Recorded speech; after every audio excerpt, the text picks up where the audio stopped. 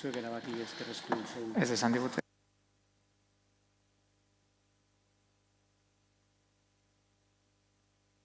Zinez.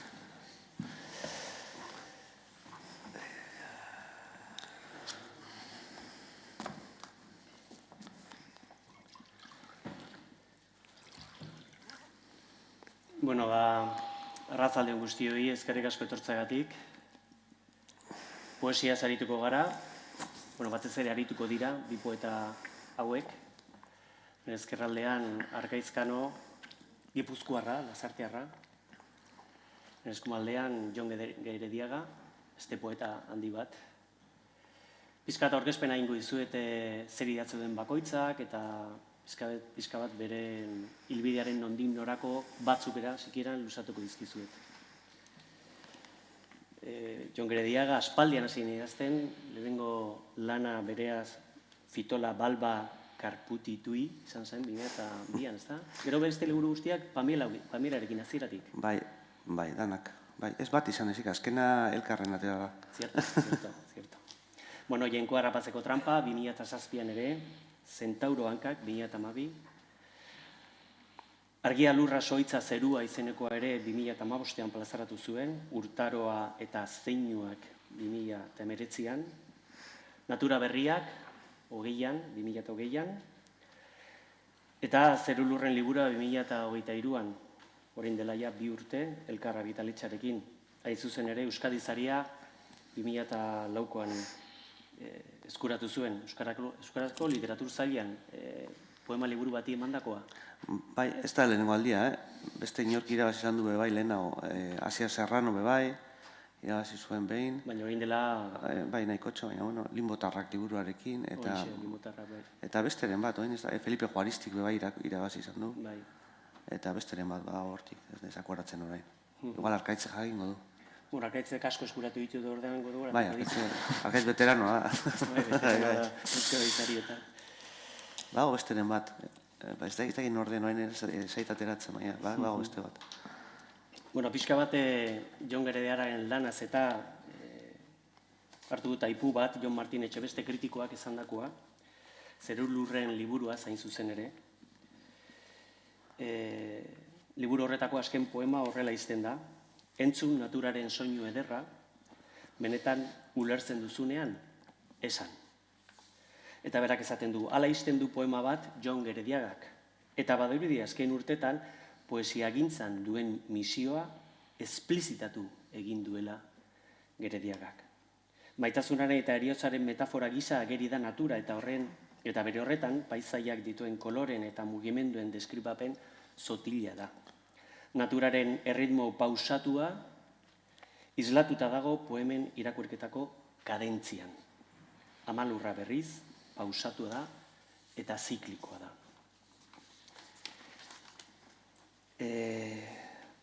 Amaitzen du kritika txiki hau esanez goi mailako liburua da hori, irakurle zibaritentzat. Bai, irakurri nuen kritika hori. Da? Ez daki segatik esatu duen hori. Ustuzu, poesia irakurtzen dutenak eta poesia irakurle zibaritak direla edo? Nik ez dut uste ez. Nik pentsatzen dut, nik pentsat idazten dudanean, enabil pentsatzen haber irakurlea zein izango den, ez nabil horretan pentsatzen. Baina idatzi bezain laster, ematen diot alabari adibidez, alaba txikiari, ematen diot emazteari, eta ez dira zibarita, pertsona normala dira, eta esan nahi dut, ez dut uste behar denik alako doai berezi bat, poema bat, disfrutatzeko. Igual batzutan saiatzen garenean, ez dut ulertzen edo, ze esan nahi du honek, hori igual galtzen gara intelektuaren jokoetan, baina berez, poema bat irakurri eskero eta zerbait ikusi eskero, irudi bat ikusi eskero, horrekin nahikoa izan daiteke, ezer ulertu beharri gabe. Bai. Badirudi zuretzat, poesia erabiltzen duzula igual galdera oinarrizkoenei erantzuna bilatzeko edo? Bueno, bai, nik poema bat idazten dut lehenik eta behin beharra sentitzen dudanean, itxoin behar dut poema idazteko aldarte aldu arte, eta momentu hori iristen denean nik egiten dudan gauza importantena uste dut dela isiltzea momentu batez. Isilik egon, adi egon, haber ze gertatzen ari den inguruan, ze gertatzen ari den nire barruan. Eta hor, nik, Rilkeri irakurri nion, gauza horiek gertatzen direla munduaren barneko espazioan deitzen den leku batean, zerulurren intimidade batean. Orduan, isiltasun hori heltzen denean edo adi egoteko momentu hori hartzen dudanean, hor sortzen dira, agertzen dira hitz batzuk nik aukeratutakoak, baina ez denak, beste zerbait dago nik aukeratzen ez dudana, beste zerbait txiki bat bada ere, eta leku horretan edo espazio horretan idazten dut nik poemak. Baina beti izan daiteke igual naturaren estetikatik, ez da? Bai, normalean nik kuaderno ateratzeko erabakia hartzen dudanean, izaten da aire zabalean nagoelako. Izan daiteke baratzean, edo izan daiteke parke batean, edo endartzan, edo lan. Kostatzen zait adibidez, bulegoan edo etxean, etxe barruan esan nahi dut, idaztea, poema bat. Lehenengo fasean, esan nahi dut, lehenengo zirriborra egitea nik behar dut elementu naturalen aurrean egotea, inguratuta. Eta gero ja beste fase guztietan, ordenagailuan egiten diren errepaso horiek guztietan, eta iztegiekin egiten diren lanketa horiek, eta borobiltzen lan horiek guztiak, hori egin aldira edo egiten ditut bulegoan. Baina lehenengo zirriborroa egiteko behar dut lehenengo itxoin apur bat, eta zaila izaten da, idazten dugun hori kostatzen zaigu gehiago ez idaztea baino. Ezer esan gabe egotea idazten duenarentzat zaila da. Orduan, itxoite apur bat, eta ikusten duen aukera dagoela, bai, bakarrik egoteko aukera daukadalako, edo iesartzeko egoeran dagoelako, eta denbora, eternidade bat daukadanean 10 minutuan bukatzeko, orduan, badakit zirriborro bat egiteko momentua dela. Eta hor, harrapatu behar dut momentu horrek eta leku horretan aurkitzen dudan arnaz bat, energia bat, kadentzia bat, musika bat, musika igual gehiagi izatea da, baina arnaz bat. Eta hori normalean harrapatzen dudanean lehenengo zirriborroan. Eta gero hori borobiltzen da ordenagailuan eta bar, baina hor arrisku badago, buelta asko ematearen poderioz galtzea lehenengo arnaz hori. Orduan, askotan buelta asko eman eta hasierako puntora izultzen naiz. Baina, gero poema bakoitza mundu bada eta ez dago metodo bat olan infaliblea dana. Batzutan, bukatzen duzu poema bat eta posi bukatzen duzu eta ez dakizu urrengo aterako den edo ez, edo betiko agortu den iturria, ez dakizu hori da, egongo balitzi urtasunen bat poesiama. Bueno, Gerediagaren zutabetako bat, natura. Zurea ez? Zergatik diozu hori? Natura gutxik uste dudalako nik zure poematan. Hori akusazio larria da. Zer da natura. Zuk esango duzu beste kritikariak esaten zuenaz, hemen daukagu gaztainondo bati sekula idatziko ez lioken poeta bat, eta hain zuzen ere horri erantzunez nik idazten dut poema bat, gaztainondo bati idazten diotez. Ez dakit, niretzat erabat ados nago itxoitearekin, ez? Behar bada, poesia idazten hasten zeanean, zure impulsoa da zerbaiten bila joatea, zerbait hori ez topatu eta alare poema idaztea. Eta nik uste urteekin ikasten dena dela zerbaiten zain egon, hori topatu eta hala ere ez idazten saiatzea. Eta ja idaztea txokoratua zaudenean eta ez daukasunean idatzi beste erremediorik. Ez uste dut, metan poesia idazteko modu honestoa hori dela. Zuk izkin egin arren, azkenean ez daukazu idatzi beste erremediorik, eta horiek izaten dira poema honak, ez? Gero forzez, zuk jakina egin dezakezu, provokatu dezakezu poema bat, edo enkargu bat egin dizutelako, edo zure buruari jarri diozulako ariketa bat, edo dena delakoa, ez? Baina badago zerbait buruan idazten dena, zu iesi zabilzkio, eta azkenean akorralatu egiten zaitu eta idazten duzu, ez? Hori ez da hasierako mekanismoa, hori gero ikasten den zerbait dela, iruditzen zait. Ofizioz ikasten den kontu bat. Ofizioz edo zahar Bueno, Arkaizkano zautzen duzue, bere lan asko oso irakurriak izan dira, Fakeraren ahotsa edo Tuiz nobelak. adibidez, Belarraren ahoa, Neguko zirkoa eta beti oporretan ipuin bildumak ere kaleratu ditu. Eta poesian famatu izan zen adibidez norbait dabil zute eskaileran, barkatu. Sibariten artean. Hori da Sibariten artean. Pozaren erdia, Sibaritentzako bebai? Bueno, hori ez da Sibaritek ere zuten. 22. mendeko Sibaritentzat da. Liburu ezberdina izan zen. Oso droga gogorra zen. Sonetoak eta ulo egiteko bolondrez bila, azken poemarioaren egilea izan da, poemario ona, lehen ibili gara komentatzen, liburu horren azkenengo atalean, Klarion laborategiaren bat izeneko atala datorrela, eta erronka jarri diola bere buruari horrekin segitzeko. Telebistan komiki gehileari gizan ere aritu da, poeta handien itzulpenak egin ditu, Anne Sexton, Kureizi, antzerkirako lanak ere egin ditu, zer ez duzu egin?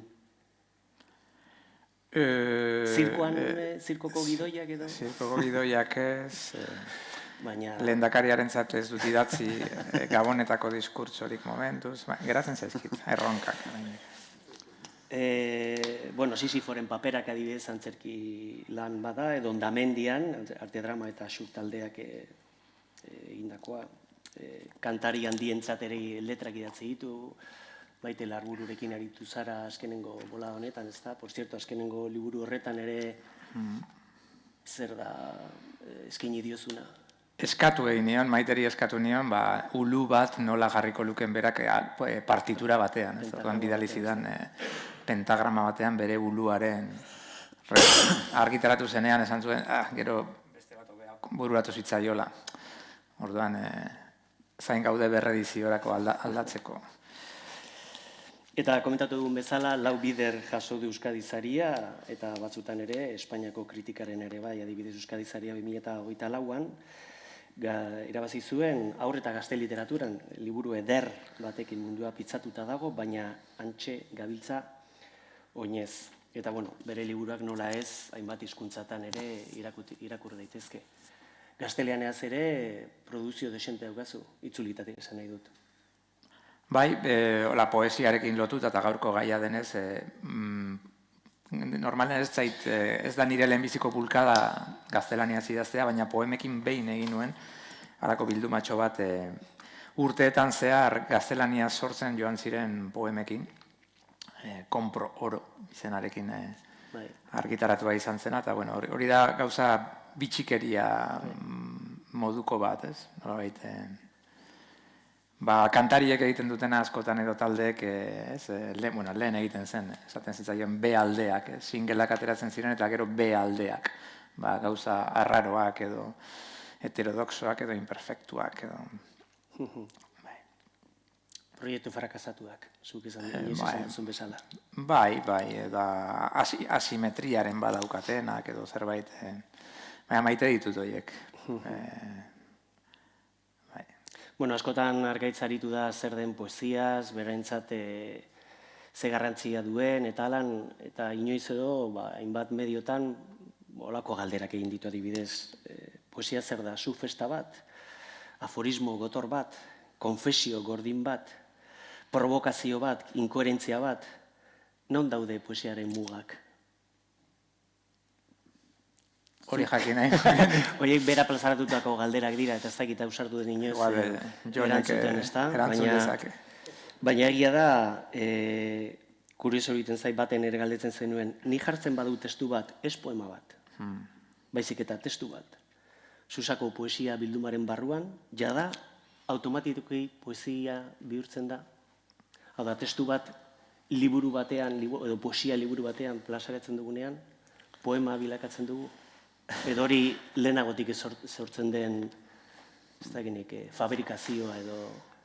Nik uste dute, batzutan, poeta batek poemak idazten ditu, hori argi dago. Baina begiratzeko modu bat ere bada. Orduan, atzo irakurri nuen egutegian esaldi bat, eta esan, harritzeko gaitasunik ez daukanarentzat ez dago gauza harrigarririk. Eta kontrakoa, harritzeko gaitasuna baldin badaukazu eta hori egun batzutan bakarrik agertzen da. Egun horietan, ia edo zer izan daiteke poesia egiteko gai. Baina hori begira dago, eta denok ez daukagu berdin eta egun bakoitzan mundua da. Ni egun batzutan itxu noa mundutik.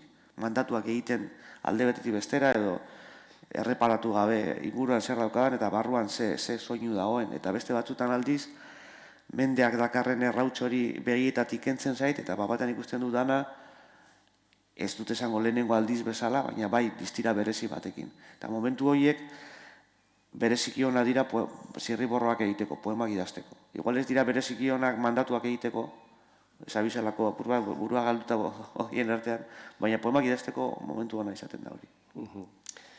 Arketzak ere segitzen zuen horrelako galderekin, eta gustatu zaitan adibidez hori, poesia galdetzeko lekua dela. Bai, nik uste poesia dela leku bat, askotan itzuli nahi duzun leku bat da. Hau da, nik poema hon bat irakurritzen dudanean, edo oroitzen dudanean, horra itzuli nahi dut. Itzuli nahi dut, urradura bat eragin zidalako, edo baltsamo bat izan zelako, edo ez nuelako ulertu, edo hipnosi bat eragin zidalako eta irakurri nuelako bizitzako sasoi batean hogei bider, nik horra itzuli nahi dut. Eta gero itzultzen naiz, eta beti gertatzen dena, itzultzen zarenean leku batera, leku ura ez da zuk oroitzatzen zuen ura, baizik eta bat ezberdina, beste ertz batzu ditu, zu zahartu zara, bera zahartu da, ez da gogoratzen duzuna. Eta hori du eder poesiak esango nuke, ez? Gero, poesia liburuetan dago, poetek poesia idazten dute, nik ere nire zalantzak dauzkat. Buruatzen zaizkit hainbat poetan, nire ustez poesiarik ez dutenak idazten. Beraiek baietz uste izan arren. Baina, bueno, hori ja... Eta ze idazten dute? Ba, idazten dute... Bueltatu nahi ez duzun kartografia bat. Oso personala izan daiteke, jakina.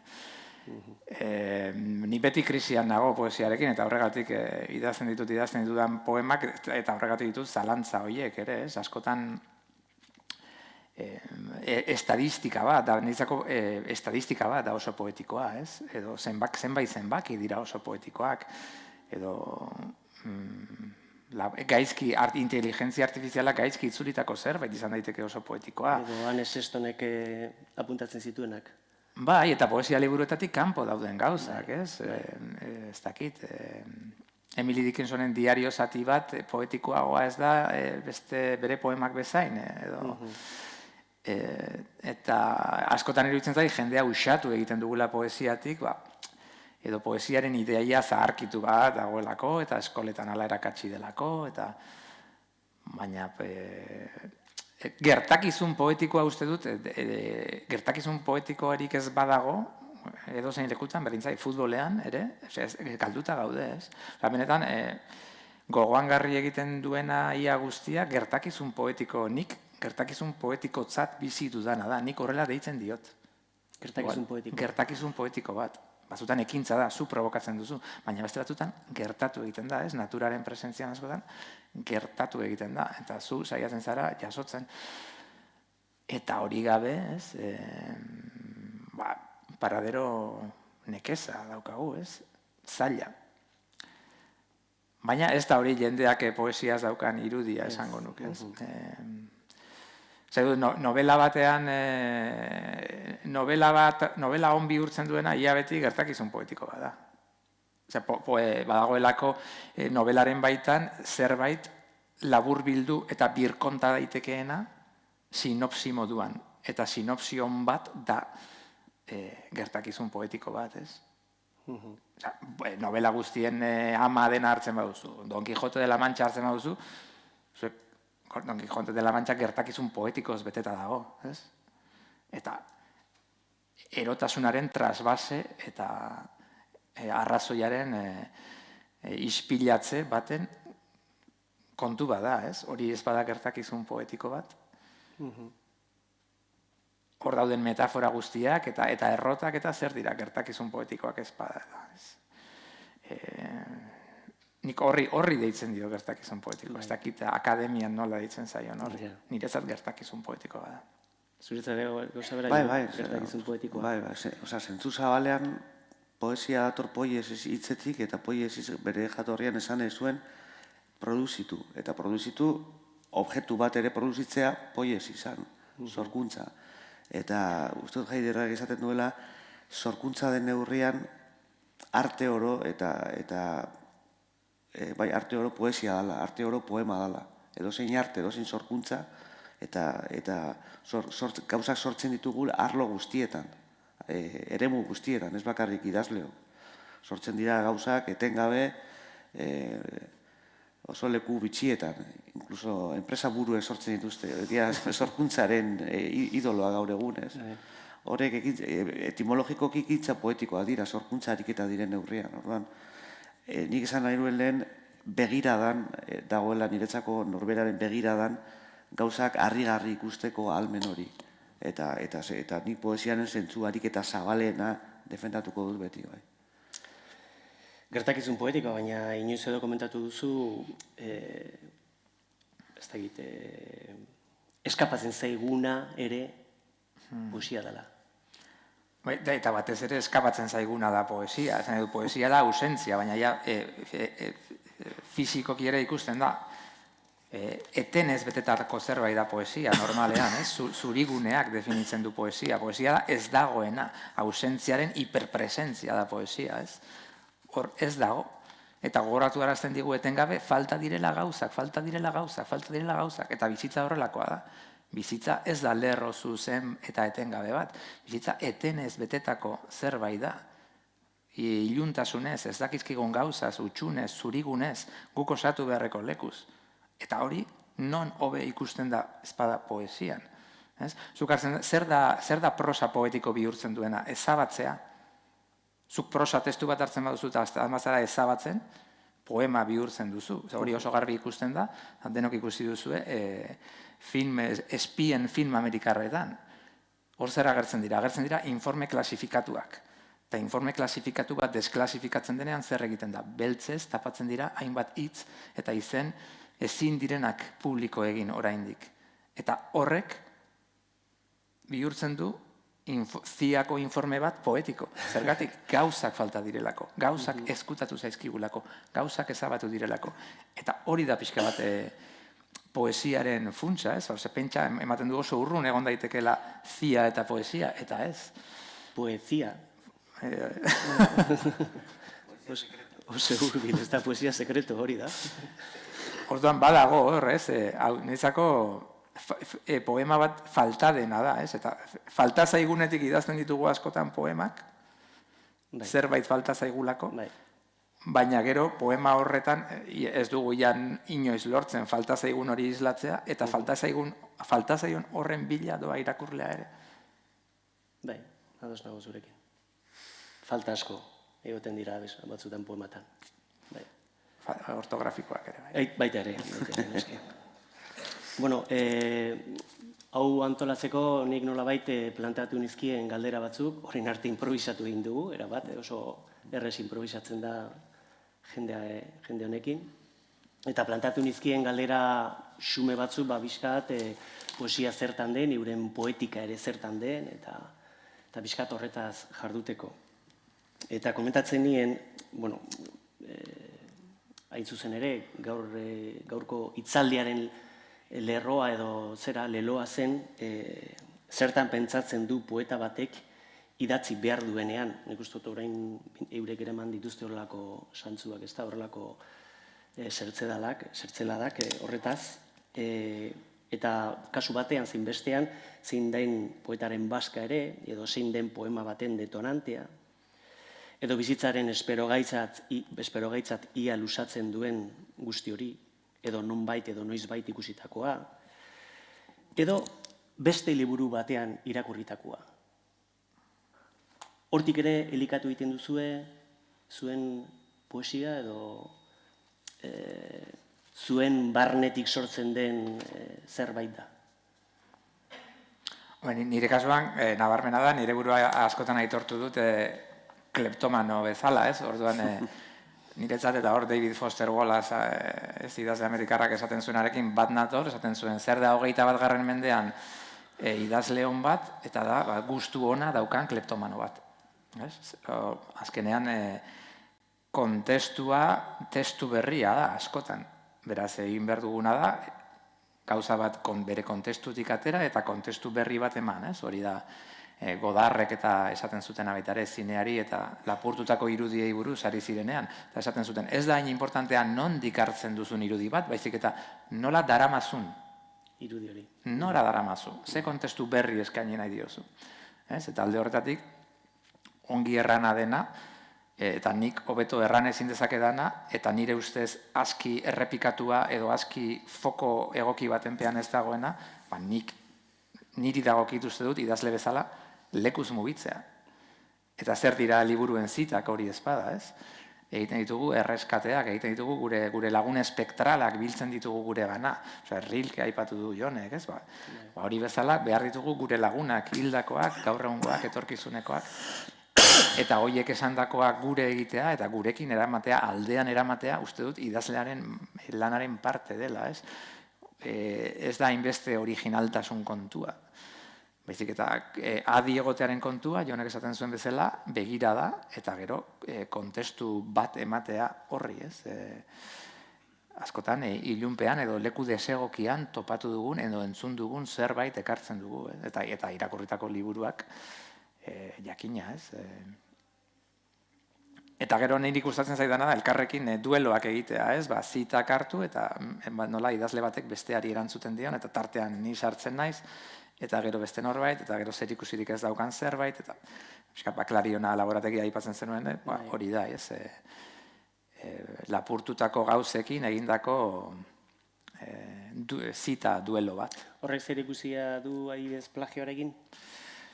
Nire plagioaren gaia oso absurdua iruditzen zait, hau da, eta euskeraz are gutxiago, esan nahi dut. Nire ustez, euskeraz idazten dugunok, lizentzia izan beharko genuke, edo zer gauza plagiatzeko superbibentzia hutsagatik. Hau da, gureak egin du, ez dakik konturatu zarete. 50 urteko kontua da gehienez. Gureak egin du, orduan gureak egin duelarik, nire ustez, guk lizentzia izan beharko genuke, edo zein lekutatik edo zer hartu eta geure egiteko. Bizirauteko. Bai. Ze gure armak eta gure talentua eta gure idazleak ez dira nahikoa. Argita garbi. Apaltasunez, onar dezagun geure arrokerian hala da.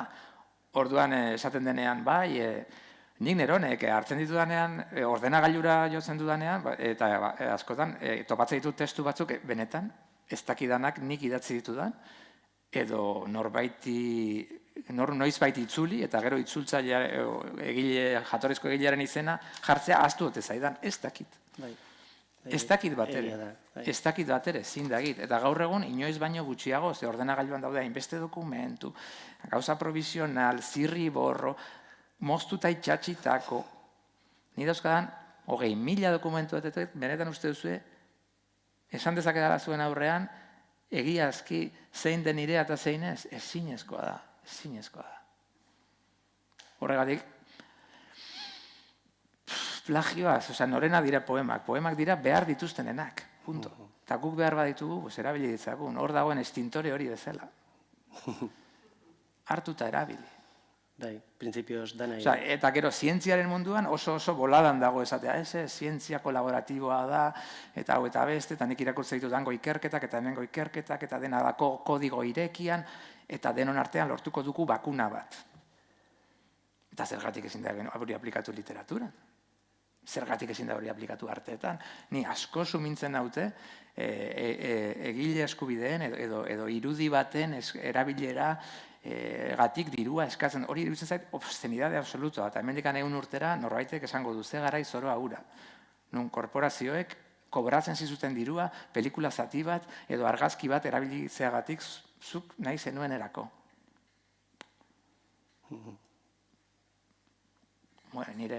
Nire iritzia da, esan nahi dut,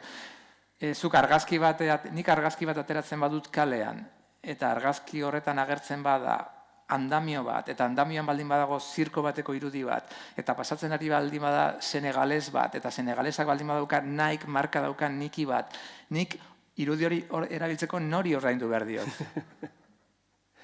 Muriasi Nike, senegalesari, kaleko pavimentua egin duenari, izan gaitezen serioak, horrela ez dago sortuko duenik. Ja. Bai. Liburuetatik, Jon, zuk bai? Bai, liburuetatik... Esan daiteke igual gehiago klasikoetatik, Rilke edatzen duzu, zure azkenengo liburuan batez ez zita guztia dira, poeta esan dezagun klasikoak edo. Agian, bai. Nik esango nuke liburuetatik ere bai hartzen dudala. Esan edot, nik lehen esan dudana, idazteko momentua, zirriborroa egiteko momentua da, espazio bat, zerulurren intimidadean sartzea, eta hor, agertzen diren eta konbokatzen dituzun mamuak eta oroitzapenak eta ahotsak eta entzuten duzuna eta ikusten ari zarena, eta hori dana nahaztu egiten da momentu horretan, eta auskalo non irakurri duzun, non entzun duzun, nork esan duen, bapatean esaldi bat entzuten dela taberna batetik ateratzen, orduan, hor agertzen dena nik ez du kontrolatzen guztiz. Apur bai, nik aukeratzen ditudalako hitzak, zer esan eta zer ez esan, baina gero. Momentu horretan agertzen diren gauzak denet leku askotatik datoz. Eta liburuetatik ere bai, baina ez bakarrik. Eta, bueno, ez dakit, galdetu duzu eraginei buruz, bai, egia esan, ez dakit zergatik, baukate holako tentazio bat beti itzultzekoa, beti poeta berdinetara, eta bat aipatu behar badut, aipatuko nuke Holderlin. Bai. Eta bi aipatu behar baditut, Rilke bigarren. Baina nik ez dut idazten, ez dut jarraitzen euren hildoa. Niretzako dira itzultzeko moduko leku atsegin bat, euren poemetara itzultzea, etxe bat. Baina ni pentsatzen dut, egin behar dudala, eraiki behar dudala nirea, eta niretzako eta nire ingurukoentzako atsegina izango den etxe bat. Leku bat. Gero planteatzen izuenia, poema bat sortzeko orduan, egin batean abstrakzioarik eta bat egiten dugun, gehi dosi gramatikal batekin ere. Hau da, kontu matematiko txatar daiteke batzutan poema bat? Soneto bat egiten duzunean, bai. Bueno, nik esango nuke hor, bai, badagoela kontu matematiko bat, baina badagoela baita ere matematika saboteatzeko afan bat, ez? Edo, ni behintzat, ez? Nola baiteko badago biribiltasunaren tentazioaren aurrean, hor zerbait apurtzeko edo, ez? Edo zerbait... Bai, sabotaje txiki bat ezartzeko edo sistemaren akatsa, ez? Edo horrek ere uste dut poesiari ematen diola zerbait, ez? Behar bat akatsa misterioa da, ez? Hori ere bada. Eta abstrakzioari dagokionez, nik faltan botatzen dudana da gaur egun irakurlearen baitan, eta inkluso idazleen baitan,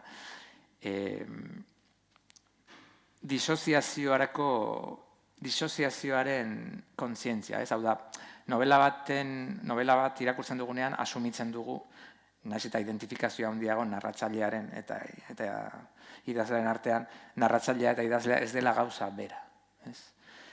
Bueno, segun eta zen novelatan gero eta gehiago kostatzen da, ze badago horrez, literatura oso konfesional bat, eta horregun oso puri-purian dagoena. Baina, ulertzen dugu, narratzailea ez da idazlea ez direla gauza bera. Eta aldiz, poesiaren kasuan, ematen du poeta eta idazlea gauza bera direla beti. Eta ez dago zertan.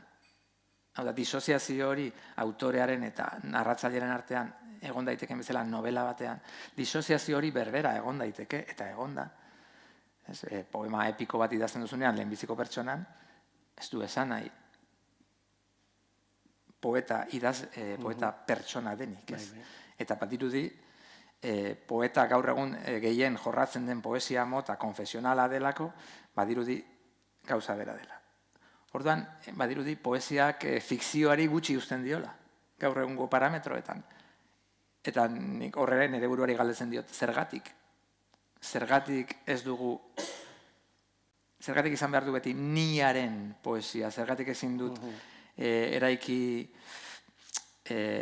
eta baliatu baitare irakurlearen kortasun hori nik berari provokatuz edo esan ez pentsaraziz, baina hau ezin du, kasu honetan ni poetikoa ez da personaren nia. Orduan, jolas hori, iruditzen zaite ez dugula nahikoa baliatzen edo ustiatzen. Poema liburuetara jotzen ote dugun, hori, esperientziaren transmisio bat jasotzera, eta ez lukeela beti eta derrigorrez horrela izan behar, agian. Abstrakzio, esan nahi dute, ariketa polita dela gu intimo batetik idazte adibidez. Edo ni kolektibo batetik. Ni lehenbiziko personan idazten badut poema arestiano bat, ni, behar bada, ari naiz poema sozial bat egiten. Eta alderantziz, behar bada, nire intimitate konfesionala ari naiz gu batekin. Eta zu kasuan askotan idaztezu, zu, klaro, zu da irakurlea, baina zu zara zeure burua baita ere, ez? Baina hor uste dut badagoela joko bat ez duguna aski lantzen, nire impresioa. Abstrakzio eta kontuma gramatikala, agian zure poesia gintzan... Hasi zaretela esaten matematikakin, harreman daukan, eta hola. Eta ibilin ez pentsatzen ikustu dut matematiketan, bebai, zenbakien bidez nahi dutela unibertsoa beste hizkuntza batean domestikatu edo gizakiaren neurrira ekarri, zenbakien bidez ulertu inguruan daukaguna. Eta nik gehien estimatzen dudan hitz poetikoak gauza bera bilatzen du. Berez handiegia den zerbait inguratzen gaituen munduak edo zerulurrek behar dute bizigarri izateko halako domestikatze ariketa bat. Eta poema txiki batekin agian 10 bertso lerrotan sartu alduzu inguruan dituzun gauza guztiak eta tamaina manejable batean jarri horriaren gainean, ez? Eta orduan horretan badauka segurazkin matematikarekin harreman bat edo behintzat asmoetan uste dut badaukatela mankomunean zeo zer. Baina gero, bestalde, naiz eta horrek Pessoak esaten zuen poeta fingidore badala. Nik bai estimatzen dut, eta uste dut ni poetikoa ez dala ni pertsona bat eta ni poetikoa ez dute zertan gauza bera izan. Baina hala ere, nik eskartzen dut poema batek ez egia esatea, baizik eta egia bat sortzea berez. Osea, poema bera egia bat da. Lehen ez zegoen egia bat, hor agertzen dena horrian, batzutan agertzen dena, beste batzutan eskapatu egiten dena, eta gainera oso provisionala dana, gero berehala bilatu behar duzu beste bat. Baina bai ematen diot hitz poetikoari egia sortzeko, baten egia sortzeko ahalmen bat. Eta sinistu nahi dut horretan, ikusi dudalako irakurtzen ditudan poeta batzuetan. Eta bezinbesteko hitz horren bilanabil, ez dut oraindik bilatu, baina horren bilanabil. Eta bilatu nahi horrek bultzatzen dau urrengo poema idaztera. Agian ez... Igual da nire buruari kontatzen diodan ipuin bat eta mutura horrean jartzen dudan eszenarioa, baina niko horretan sinisten dut. Komentatu duzu, modu manejablean idatzi beharreko poemak direla, eta ez agian matematika, baina bai geometria, zure azkenengo liburuan iaia poema guztiak, Horre dira neurak dira. Obsesio bat? Obsesio batzu dira, bai. Ez ikuste dut, 10 baino gehiago, 10 bertsolerro baino gehiago asko iruditzen zait.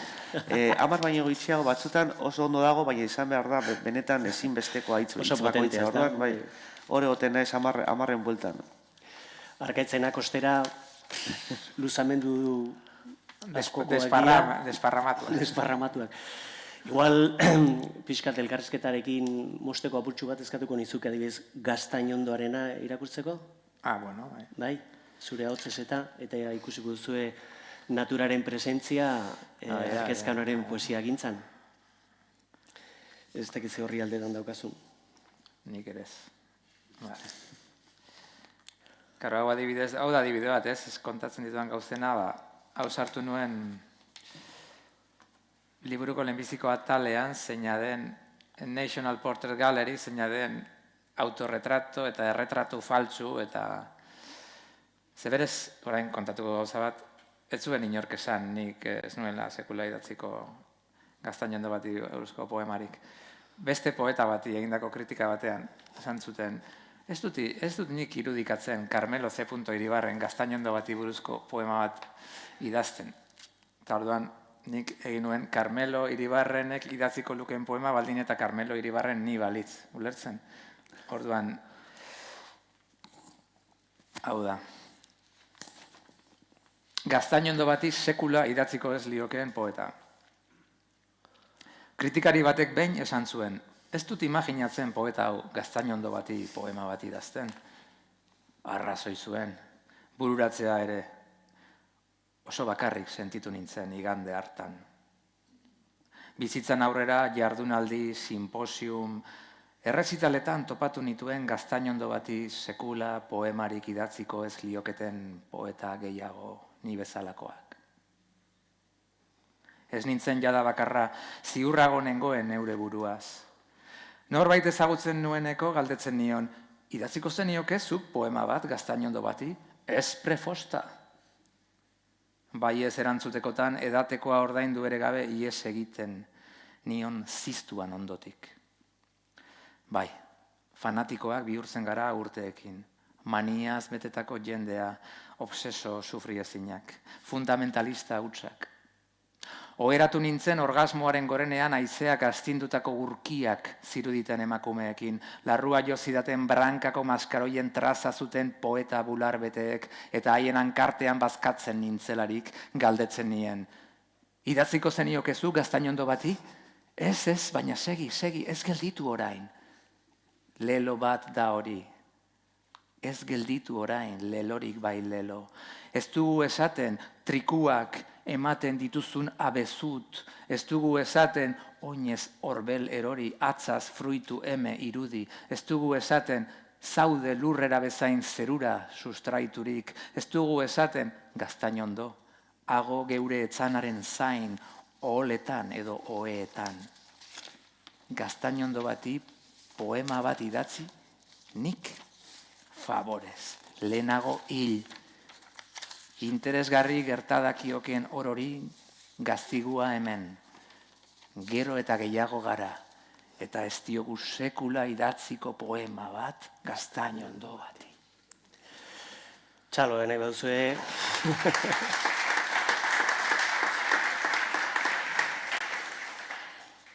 Nik uste dolako kasuetan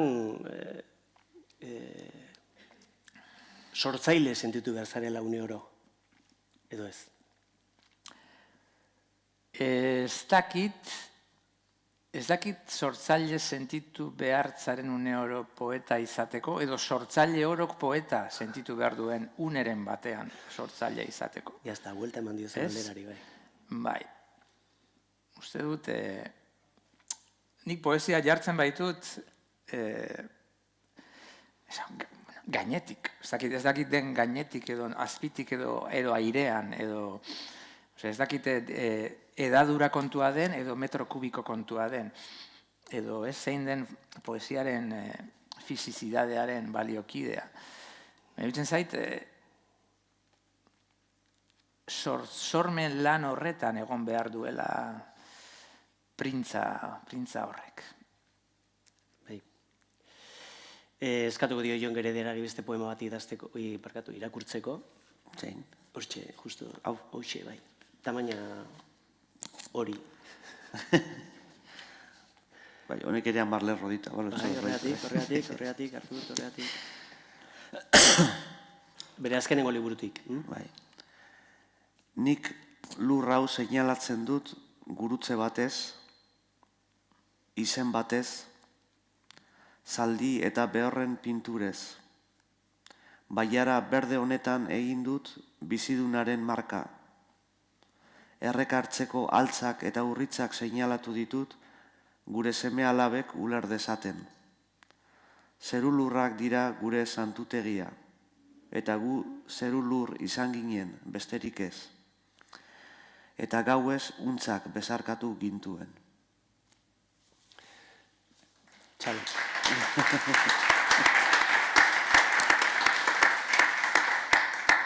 Bueno, poemak idatzi ditugu, eta zeg egiten du poeta batek poema guztiak kajoiaren barnealde horretan dituenean gordeta. Liburu batean pentsatzen du, proiektu batean pentsatzen du, esaten du, bai, hauek publikatu behar ditut edo ez, hauek ez ditu publikatuko. Egia da, konbentzio batzuk onartu ditugula, eta horietako bada, poemak liburuetan, gure kasuan, behintzat ez, argitaratzea, eta hor hasten den prozesua beste bat da, ez? Batzuetan poemak gustokoak izan daitezke zuretzat, edo ez, baina horrek ez du esan nahi teilatupe berean zentzua izango dutenik, edo zein urrenkeratan zentzua izango dutenik, edo behar bada poemak gustatzen zaizkizu, baina reiteratiboak iruditzen zaizkizu, edo behar bada denak intensidade berberekoak iruditzen zaizkizu, eta intensidade pilak eta hori etzaizu egokia iruditzen. Orduan, ja hasten zera horrelako galderak egiten, ez? Ni behintzat poemak soltean idazten ditut, eta gero, eta gutxi, eta poemak gutxi idazten ditut. Orduan, gertatzen zaidana da, ez ditudala erraz ikusten liburu beraren baitan. Iruditzen zaizkit, existitzen ez diren liburu ezberdinetako poemak direla. Orduan dira poema umezurtzak nola bait, ez? Honek ez dauka zer ikusirik horrekin, gutxi gora bera bilek aguantatzen didate, baina nola artikulatu, ez? Pelikula hori, eszenak nola sekuentziatu, ez? Eta hori da beste jolas bat, edo buru hauste bat baita ere. Modu bat izan daiteke, aleatorioa, horrela bota poema guztiak, eta gero jasotzen dituzun ordenean, listo, zenbakiak jarri, eta... Baina, jolasa izan daiteke, topatzea logika bat, poema luze bat, gero ni miresten ditut 10 lerroko horiek, baina asko kostatzen zait hortara iristea, ez?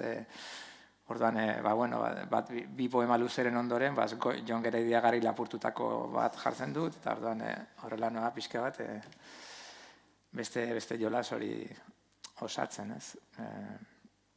Eta mesanotzetik ateratzen ez diren asko gelditzen dira? Bai, ni saiatzen naiz burutik atera gabe gera daitezen. Aztarnarik ez usteko. Aztarna idatzirik, baina... Bai, askotan... Zirriborroak ere gorde egiten dituzu, ez? Hau zirriborra hau eskasa da, baina behar bada egunen batean egingo dut zerbait honekin. Eta gero normalean ez. Etorkizun posible hori ez dator. Ez dator, ez? Nik grazia handia egiten zidan, ja ez da esaten hori, ez? Lehen esaten zen, 2 manuskrito dauzkat kajoietan, ez? Eta esaten zuen, eta ze espero zu gratinatzeko zai zaude, edo ze uste duzu kajoie badaukatera horrelako berezkotasun, ez? Eraldatzaile bat, edo ze fede diozu kajoiei, ez? Ja ez da, esamolde hori pixka zaharkitua. Jon, zure kasuan, noiz pentsatzen duzu artefakto literario bat daukazula hortartean? Nik poemak idazten ditut oso modu ritualean, esan nahi dut, batzuk meditazioa egiten dute, edo yoga, edo toitzein, eta nik asterik behin edo lan poema bat idazten dut, edo 2 asterik behin, eta orduan, nik bizitzarekin batera doan gauza bada, nahiko organikoa da. Orduan, hasieratik edo hasieratik badakit, igual poemaren baten, igual 10. poeman agertzen bada irudi bat, harrapatzen dauena, eta aldi berean aurkitzen badu, eta adibidez margolan bat gustatzen zaidana, batzen ditut, egiten dut holan azal hipotetiko baten diseinu bat, tituloa eta argazkia, eta badakit urrengo 2, 3, 4 urteetan ibiliko naizela karpeta hori betetzen. Igual egongo dira hor, asterik behin poema bat idazten baduzu, urtean 58, 2 urteetan 96, esan nahi dut, azkenean asko dira, eta hortik gehienak zakarrontzira doaz, gehienak, bai. Gero, benetan edizio lan hasten denean, gehienak egiten dira apurtu eta zakarrontzira bota. Galba eba pasatzen da, baina bai hor bilatzen duzu batasun bat, bilatzen dut batasun bat, baina aldi berean errepikakorra ez dena, batean poema batzuei kariño berezia diezu, ez dakizu zergatik, igual oso errez atera zirelako, bereziki errez atera zirelako, hau berezia ez dakizu zergatik, baina berezia da. Beste batzuk, igual, bidali dituzulako lagun batzuei eta erantzunen baten, aurkitu zenuelako alako erantzun bat, hau gustatu zaio niri, ez dakizu zergatik, heldu da, eta holan egiten du nik bentsate alako selekzio bat, eta azkenean ateratzen da, baina nik hasieratik, nik alde batetik poemak idaztearena oso modu organikoan bizi dut. Niretzako da, hori, meditazioa egiteko modu bat, edo otoitze egiteko modu bat, edo bizitzari gorazarre egiteko modu bat, edo arnaz hartzeko modu bat. Baina aldi berean, orain dela urte askotatik, erabaki hartu nuen, publikatzea EPK, 3 urterik behin edo poema liburu bat, eta bai pentsatzen dut oso modu praktikoan esan da, azal bat jartzen die, titulo bat, eta... Disiplina bat. Bai, disiplina bat, bai, esan nahi dut, bai dago, hor dago ofizio bat, nire ustez, beti dago teknika bat, ofizio bat, eta gainera uste dut irakatsi daitekela neurria handi batean. Irakatsi daiteke gusto estetikoa lantzen, ikasi alda beste poeta batzuk irakurtzen, beste baloratzen zer daukan poeta bakoitzak berezi, eta gauza asko teknika bidez eta ofizioaren bidez lortzen diren gauza dira. Eta gero badago beste zerbait, ies egiten diguna, danoi, eta horrekin egiten da poema hon bat. Baina hori agertzen da, noizean behin agertzen baldin bada. Hori, behin izean behin. Beste zerbait hori da basatia dena. Noizean behin, behin entzun nion Inigo Aranbarriri, berak esaten zuela idazle ahaldenkaria dela. Hau da, aldenean idazten zuela, ez zuelako horrelako disiplina. Zu horretan disiplinatua zara, Arkaitz? Ni poesiarekin ez nahi disiplinatua. Beste gauza batzuetan bai, eta sasoiak izaten dira, eta prosan sartuta nagoenean, eta historietan bai. Irakurtzeko disiplinatua naiz, baina idazteko oro har ez, eta poesia idazteko gutxiago. Eta nabaritu duzu adibidez gaztea zinenetik ona duzun produkzio gainbera edo... Poesian, poesian nik lehenbiziko poema liburua 94an argitaratu nuen, duela 30 urte baino gehiago, eta 2001an bigarrena, eta geroztik beste 2 poema liburu atera ditut 25 urtetan, orduan, ez da matematikaz gehi jakin behar ikusteko, ez? Baina ez da bereziki kezkatu nagoen zerbait edo, modu naturalean, uste dut, aplikatzen dudala gainerako komiki gidoi bat egiten dudanean saiatzen naiz gertakizun poetiko horren bila joaten, ez? Nik ez dut poesia utzi diot poemak idazteari. Hori da nire sensazioa, poemak gutxi idazten ditut, baina niretzat oraindik ere, ez nuke esango poeta naizenik, Jon den bezala, baina bai niretzat poesia dagoela omnipresente. Bai. Jonek aipatu du batzutan kontu errepikak horretan ez jausteko alegin egiten duzula. Eta batzutan nire ekeska personal izaten da, esotea garen betiko liburu bera idazten. Beti idazten ari gara liburu bera, ez eta liburu... Baliteke, ezagit. Alde batetik, norbera ezin da bere burutik atera gauza bat idazteko, guk gara beti idazten dugu, guk idatzitako gauzetan beti dago alako, nahiz eta pentsatu ari zalela gauza berri bat egiten, beti dago alako aire de familia bat, ez? Adibidez, Pesoak asmatu zituen eta gizen bat heteronimo, baina nik hartzen du Ricardo Reis edo hartzen du Alberto Cairo, eta hor dago arnaz bat dago energia bat Pesoak bakarri daukana. Orduan, Woody Allen pelikulekin zer esan, niretzako txisteak esaten dut, ze pelikula dagoen hori ez dakit. Woody Allenena da, baina ez dakit ze pelikulatan dagoen. Eta baina beste aldetik ez dut ikusten irain bat bezala. Alde batetik ezinezkoa da gauza bat errepikatzea guztiz, hori ez da gertatzen bizitzan inon, bez? Horretan Heraklitok arrazoia zuen, beti dago aldaketaren bat, beti dago aldaeraren bat agertzen dana. Eta gero, naiz eta gauza batzuk errepikakor izatearen susmoa izan, gerta daiteke bai, nik aurrela ikusten dut, gauza batean sakontzeko, bide batean sakontzeko errepikapena ezinbestekoa dela. Horrela sortzen dira bidea, bai ez, ibiltzen zarelako eta apur bat mugitzen zarelako, baina leku berti abiatzen zarelako, eta horrela sakontzen dira bidea, bai.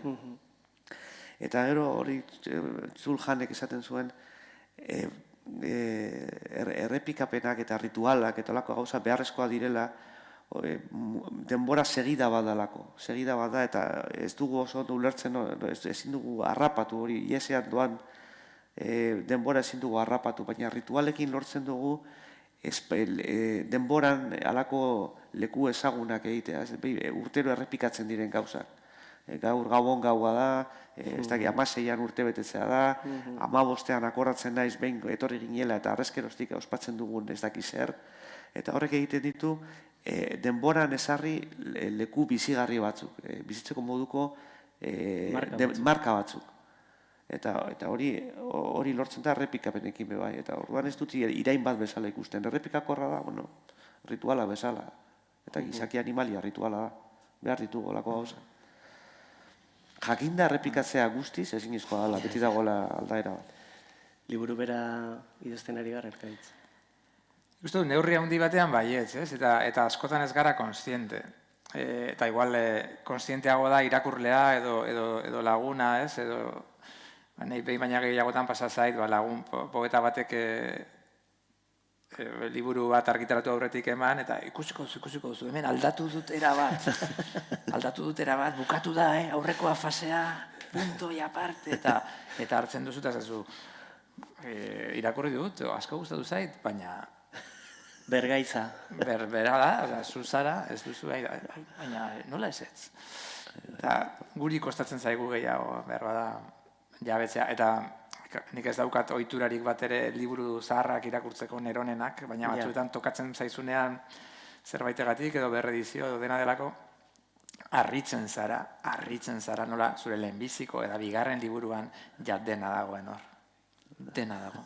Kontatu nuen, okerrago, beto, amorruz, ezain finago, baina kontatu nuen, hor zegoen gaitegi guztia.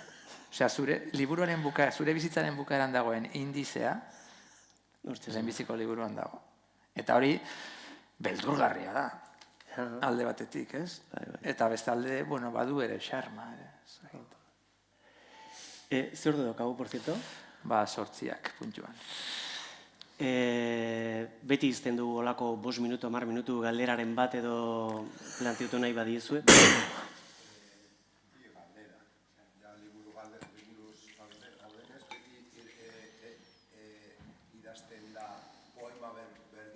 Eta beste galdera bat, ez dakit,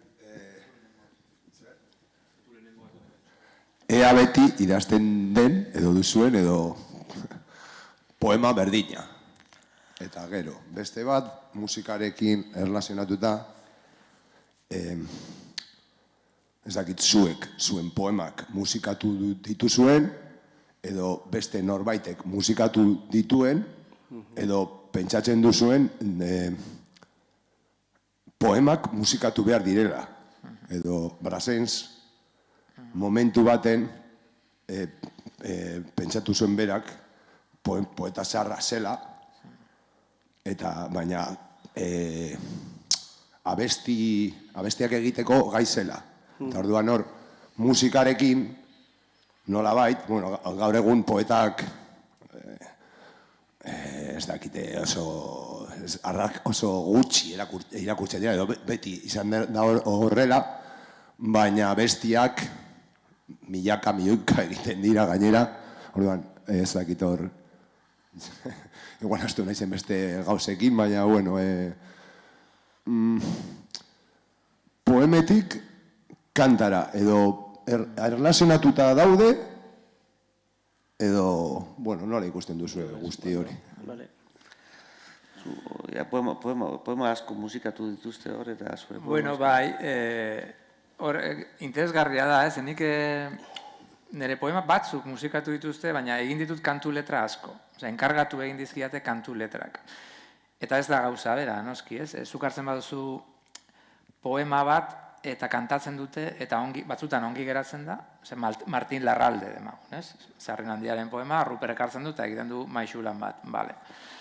Eta hori argita garbi poema bat da, eta hala ere kantu on bat da. Beste batzuetan berriz, hartzen duzu poema bat, eta kantuak egiten duena da, ez du, geratzen dira ura eta olioa bezala, ez? Bi maila, kantuak edo musikak ez du besarkatu, ez du lortu besarkatzea poemaren zentzua, erritmoa, dena delakoa. Aldiz, kantuak ez dira poemak beti, ez? Orduan, nire sensazioa da, kantu baterako letrak pixu atomiko ezberdina daukala, nola baita esateko. Ez dauka pixu bera, testura bera, trinkotasun bera, ez? Eta hala ere, izan daiteke kantu letra oso ona. Kantu letraren arauak beste batzuk direlako. Kantu letraren arauak beste batzuk dira. Eta poema bezala txarra den letra bat izan liteke kantu letra oso ona. Eta alderantziz. Orduan, pixka bat bereizi behar da, ez dela gauza bera, ez? Batzuetan, kantu letra on bati kentzen diozunean musika, bapatean joaten da magia guztia. Eta irakurtzen duzunean paperan, esaten duzu, Baina aldiz horrek ez du esan nahi, kantu letra txarra denik. Kantu letra bezala oso ona da. Poema bezala aldiz, behar bada, ez da poema, ez? Badira bi genero ezberdin, ez? Hori poema, betiko poema...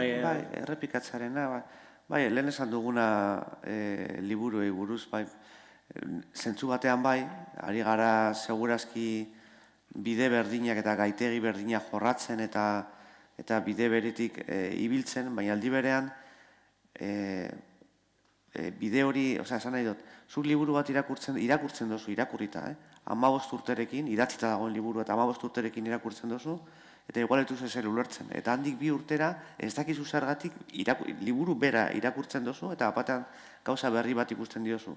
Horregatik diot, gauza bat 2 aldiz irakurtzea ere, idatzita dagoen gauza bat 2 aldiz irakurtzea ere, ezinezkoa da gauza bera irakurtzea. Horregatik azpimarratzea batzutan, ez dauka zentzuri, porque urrengoan irakurtzen duzu, eta esaten duzu zergatik azpimarratu dut hau, eta ez beste hau. Orduan, gauza bera errepikatzea 2 aldiz, bizitza honetan naturan gertatzen ez den gauza bada.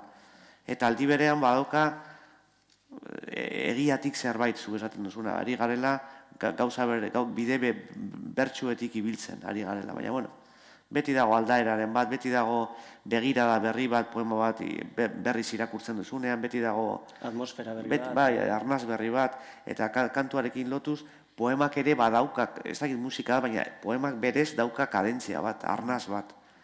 Gero kantu bihurtzen denean, batzutan beste musika bat jartzen diote eta funtzionatzen du, eta beste batzutan ez, gutxitan gertatu izan zai, baina adibidez De Capriccio taldeak, Daneuriz eta danak egin dituzte kanta oso politak, behin Anestesia kantatu zuen nire poema bat, eta asko eskertzen diot Mikel Anestesia kantatu zuen nire poema bat,